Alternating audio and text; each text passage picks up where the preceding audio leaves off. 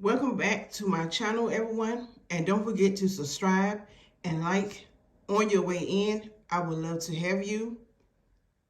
Today we have a situation that's coming out of Syracuse, New York. Christmas Smith, as known as Chrissy, was a 21-year-old young lady out of Syracuse, New York with two little girls. She also did CNA for a living. Her family described her as a loving, caring person who loves to take care of her two daughters, but suddenly she did not know that her life would be cut short. An ex-boyfriend of a 21-year-old woman searched for her new apartment more than a week before he found it and went there Tuesday night to kill her, according to her mother. Charisma Smith died when she was shot once in the head in the Syracuse apartment, according to her mother, Mahogany Goddess.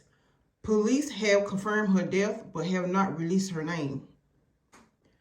Smith's 18-year-old brother was in the apartment and was shot several times but survived, police stated. Smith's ex-boyfriend, Michael Bradley, 44, have been searching for Smith, who had not shared her new address for several days before he came to her new apartment at the James Geddes Housing Development, 8 Stone Court.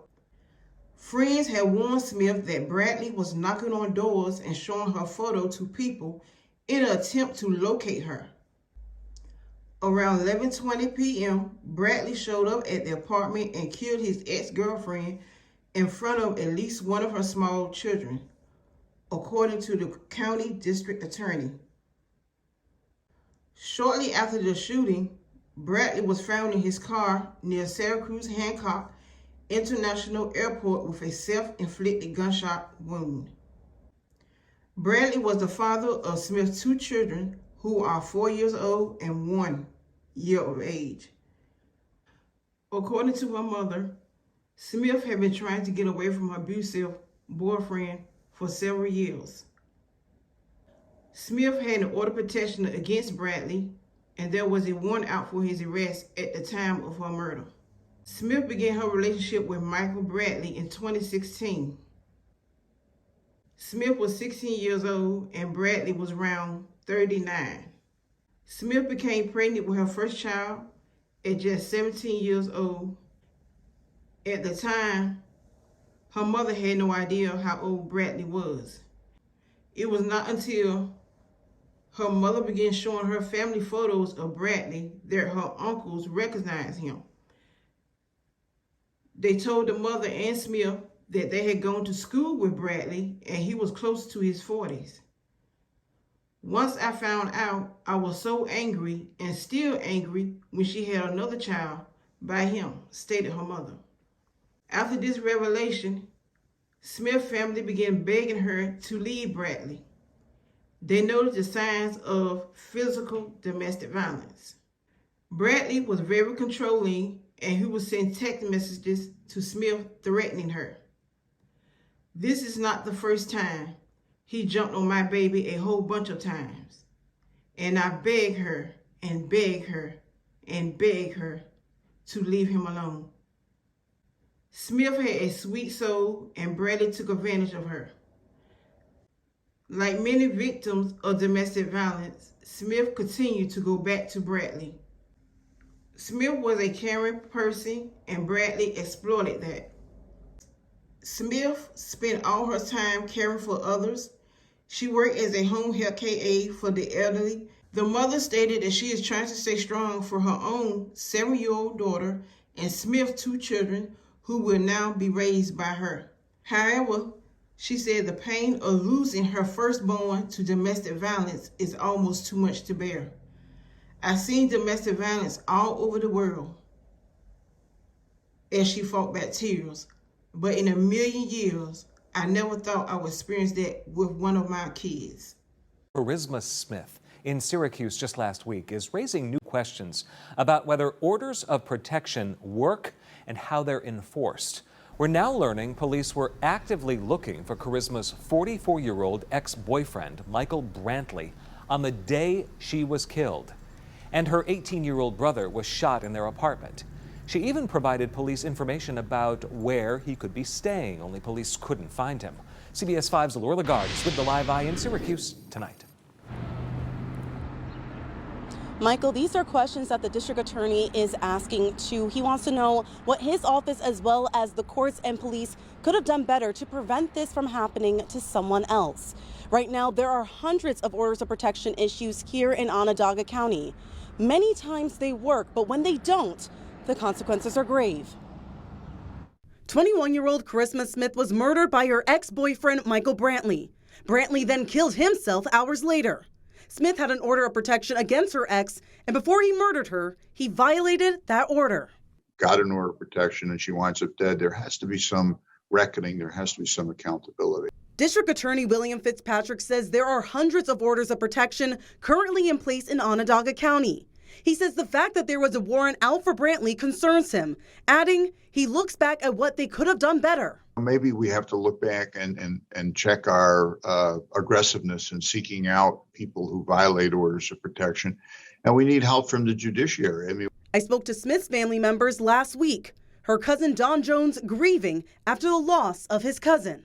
She had to move from place to place, but when she got away, the guy was walking around with a picture and asking people, do you know this girl? Do you know which house she lived in and stuff like that?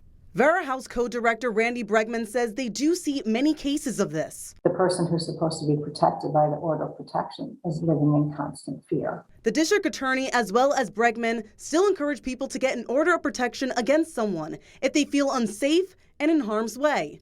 However, Bregman says it can be a tool in your toolbox. An order of protection can't stop a bullet or a knife or someone coming at you with a physical assault. It can bring additional resources to help you. We need to look at these things more carefully because you don't get an order of protection unless you've already done something wrong. A woman can't just walk into a court and say, I'm afraid of this guy.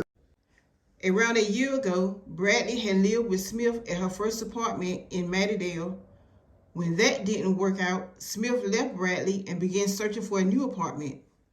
After Smith ended the relationship and got an order of protection against Bradley, the harassment and threats of violence only escalated, according to the mother. Smith had finally gotten a new apartment and did not share her new address with Bradley. She had moved into the apartment where she was murdered less than 2 weeks before she was killed. Around 9 a.m. on the day she was killed, Smith was making food for her kids in the kitchen when a friend who was standing over told Smith a man was at her door. When Smith turned around, she saw Bradley standing in her home. Smith sent her mother a photo of him in her home in a panic. He was refusing to leave the apartment and was accusing Charisma of sleeping with other men, which wasn't true even though they had separated. Police responded, but Bradley was gone when the officers arrived. Authorities were working on getting a warrant out for his arrest. Smith had reached a point where she cried to her mom and repeatedly said, "I hate this man." Smith's mom stressed that her daughter rarely said she hated anyone. This could have been prevented if y'all arrested this man. She wouldn't be dead and my son never would have been shot. Charisma Smith would have turned 22 on July the 19th. Let me give my thoughts and opinion of this story. First of all, what grown man that's 40 years old at the time, between 39 and 40, will want with a 16-year-old girl? I feel like he was an undercover child molester, in my opinion. That he couldn't get a grown woman. He was looking at little girls. This young lady have been trying to get away from this man for a long time. But he would not let her go until he ended it all. Restraining order and protection order is just that, a piece of paper. Ladies, get registered. Get you a gun. Anything means necessary to save your life and your kids' life. Protect yourself at all costs. Self-love is the best love. There's nothing wrong with being single. My thoughts and prayers goes out to the family. Thank you all so much for watching.